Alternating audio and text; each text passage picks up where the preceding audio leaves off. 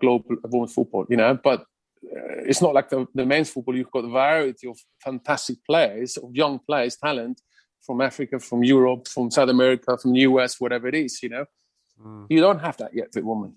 You don't have that platform. Unfortunately, you don't have it. And that's a huge challenge now. But I'm a great believer within 5 years' time, they're really going to catch up massively in that side. And it's going to be huge. No doubt at all. No doubt. You're absolutely right. There's not enough inner city opportunities for kids. I mean, I think there's less now in London than when I was a kid playing Centre of Excellence football, which was the highest level I could play without representing England at that point. The club that was doing it collapsed probably 4 or 5 years after I passed through the academy, and they've not been replaced. Yeah, no other team stepped into that void, and it is a massive financial burden for any men's team to undertake, especially without the top sort of filling down and actually starting to bring some finances in. But I think it's a little bit like elite rugby or elite cricket. You sort of need to build the top up enough so that the money trickles down, unless you have got teams that are willing to inject that cash in. But I think overall there's no real grassroots and foundations with people coach. I mean, there is, don't get me wrong, but there's not enough decent coaches at the bottom level creating better players.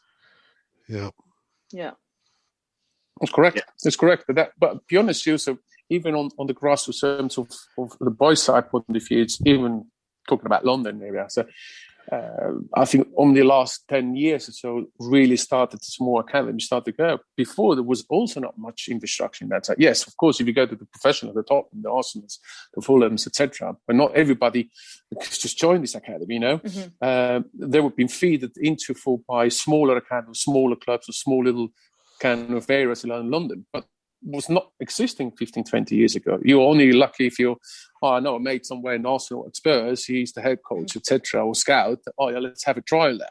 That's the way it was used to, well, from my experience, it was working. So from girls, that doesn't even exist. It was not even existing, that part. So that challenge was huge for them as well. And not having also the grassroots they have at the moment, they started investing with, but it's not enough to get that volume of talent pulling within the area. Interesting. So actually, I mean, we will, since we're actually going down that path, I think we'll continue on this path for a little while before we talk about the Palace game. So just, I mean, Ramon, you had like a soccer school, didn't you? Yes. In Marbella. Do you still have? Does that still exist, or No, that was pretty much. That was just when I retired myself at the time, about over 20 years ago now. Sorry. There was the obvious thing to start with. Okay, there's something I know, of course, and I like to build up a young talented academy or grassroots channel, and no better than having in Marbella under the sunshine, of course, It's a nice place to do it. And it was actually very good because it was actually not really that kind of the academy, or you want to have the best talent into it. It was more kind of the holiday camps, or / soccer academy, the guys were coming in the summer down there. And the parents actually, they're actually thanking me every day because they had a holiday, because they dropped 9 o'clock in the morning, the kids. Great idea. And then just going down to the beach having sangria. I have to take care of them, of the kids, So, listen, it was a good experience in terms of overall. And, you just come out of the football, you coming on the other part of the other end to organise. You were football players, everything was organised for you. Like you had the coach told you what to do, blah, blah, blah, all that stuff. Now I'm on the other side. I actually need to select the coaches that, the grassroots ages, 7 to 9, 9 to 11, etc., and make sure are these coaches the right ones to coach these kids was very, very, very important, because that emotional kind of connection with the kids as a coach is actually the most important part to develop actually in terms of grassroots, not just the coach in terms of the technical side, the work ethics, etc. Because that kind of emotional intellect between the kids and the coach is so important. Not all the coaches actually can coach kids. That's also very, very important to know. And I actually experienced on selecting coaches. I can see this guy can actually never coach small kids, you know, he would be too aggressive, he would be too screaming around it, you know. You don't want that, you know. I think with kids, if you raise your voice with the kids, that's not the way to coach them. It's actually, you need to guide them. You need to be there to be the alternative option if they have an issue, that they can actually really trust you, you know, or not screaming at them and pushing them with the old-fashioned way we call it, you know. I went through it, you know, but I didn't believe in that as such, because it doesn't get you anywhere. You intimidating more the kid than actually moving forward as a player, you know. And I think it's very important to select the right coach for that. And I think it was a great experience. I had it for a few years. It was a great time down there, but it was not enough for me to stimulate to stay within that. And then I left it to somebody else, by the way. He was actually an ex-football player as well. I don't know if you know Claudio Canicia. Oh yeah, he was an ex-international international player, Argentina. Argentina, yeah. He lived down there, and you know, I pretty much left him the overall infrastructure, and you can, you know, carry on with it. And I think still carry on today. Okay, that's good. That's interesting. There we go. So there we go. Okay, so we'll come back to you and Spurs and all sorts of stuff afterwards, but we'll just have a quick catch up on the game yesterday, because obviously we're all happy about the result. It was a great week, let's call it that. You know, I think for a long time we didn't have such a successful week. It was kind of dreadful beforehand, you know. If you look at the beginning of the season, everybody was screaming within 4 matches before the transfers are done, and then yes, we had a major lift in the beginning of the season with Gareth Bale, Sergio, and you know, some great signings. Without a doubt, some great players. You know, and you can see that the minute these guys signed, the whole squad had a huge lift and confident. And then you had that kind of 10 in a row wave, very successful game and fantastic to watch them as well. You know, you see Harry Kane and Son. And now yesterday, Gareth Bale as well. That's what we wanted when they signed, you know. So I think, this is what we wanted to see from these players we signed in the summer. And if finally now, took a little bit longer with Gareth Bale, because we're all questioning why is he not playing for such a long time, such a quality player. Is he unfit? Does he not want to play? All these question marks come up. But I think yesterday he answered quite well all the questions, you know. So would you think that that's a justification for Mourinho's management of him? Because obviously he you know, where the media were calling it out, probably some of the fans, a lot of fans were expressing a lack of patience with Bale, and the fact that, you know, what's the point of him being here? He's past it, all that sort of stuff. And you know, Mourinho just said, no, it's fine. I'll drop him in here. I'll drop him in there. I'll give him, you know, half an hour here and allow him to kind of feel his way back into the level of fitness and activity and that he knows that he can achieve.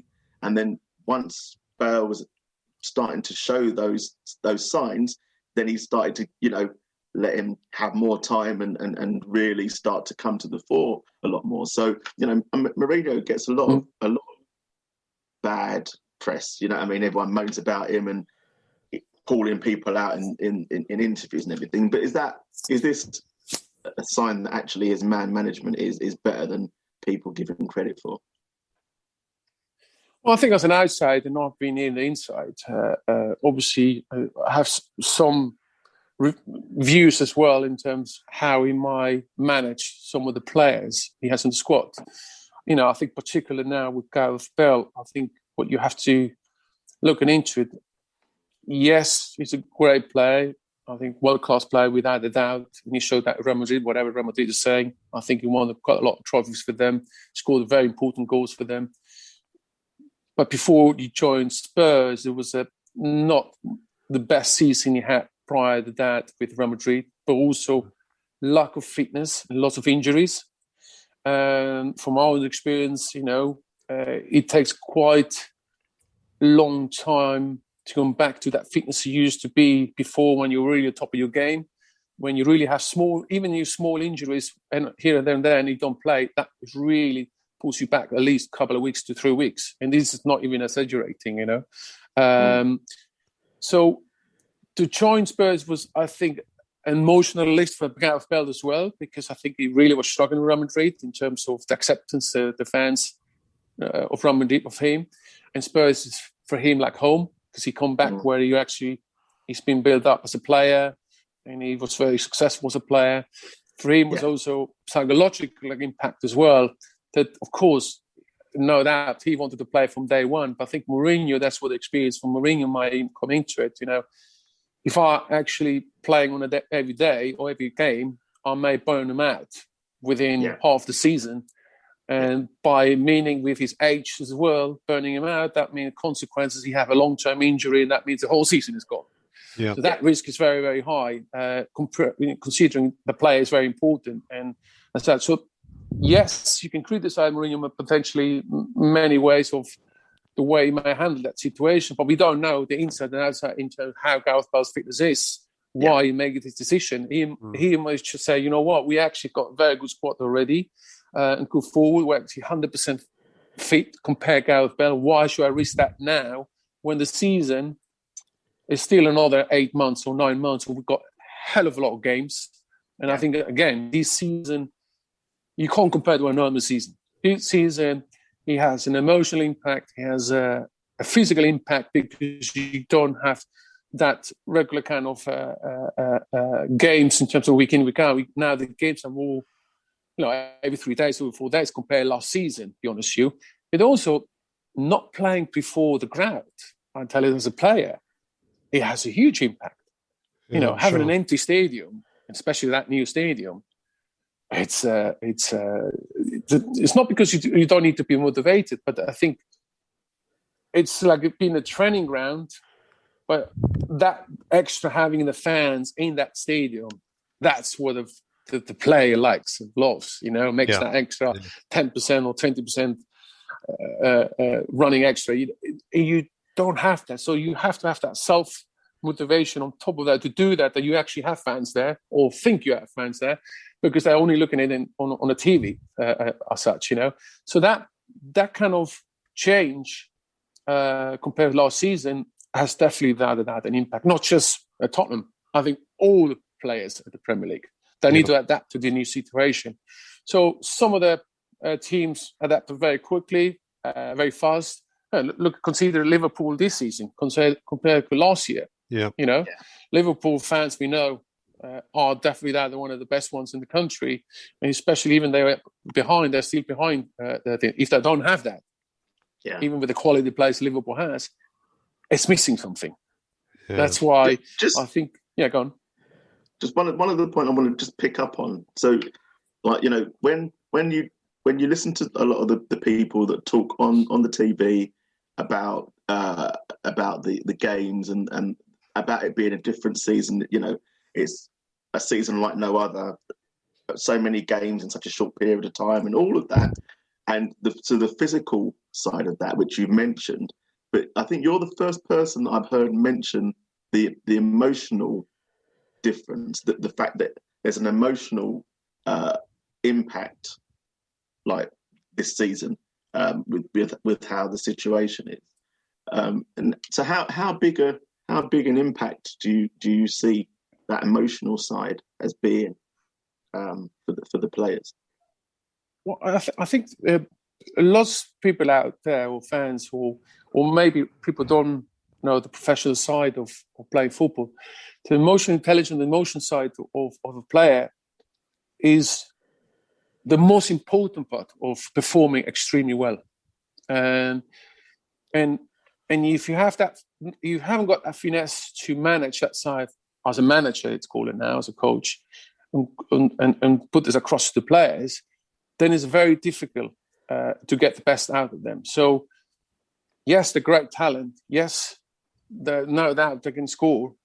But if that emotional intelligence or such is not there, you will not get the best out of the players. And I think what happened this season